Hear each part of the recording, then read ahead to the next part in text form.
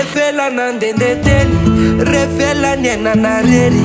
efela ka tonga saina iady refirereo malemy enizao sy anao tsisy anjely feva mifaka ay tsy anjery eva mifanka ay nizaka seny amaminy tately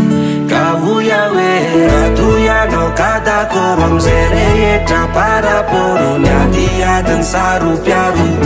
de ndao ary atao sajerena defa mangalanitra rehetra zay hitranga ny fiainana tsisy hoe sambasamba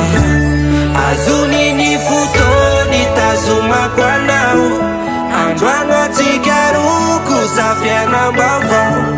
zay rehetriry ny fona ho ana de lazao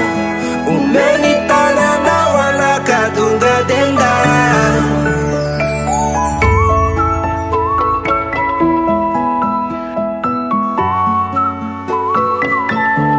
malala be dongitongy malala be longilongy belotry lay fitiavako anao kana ny foko aza tsy omby mba ezaka ho an'io kosa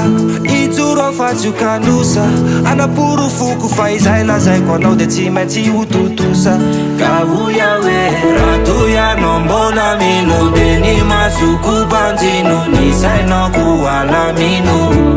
nao andramana fayanao alaiko vady anandratako lay vady amaritako ny hoavyana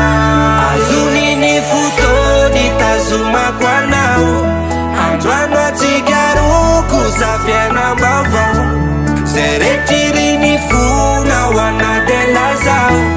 omeny tananao anakadonga denda afakafako ny aho hoe mahita endrikira zay tena sarika asa iza no afaka andika anazava aminara nitra ny fotoana ve ho afaka zoniko ny inspirako rehetra nangoniko de ny anarana koa no tononiko manao hoe azony ny fotony tazomako anao androano atsika roko za fiainam-bavao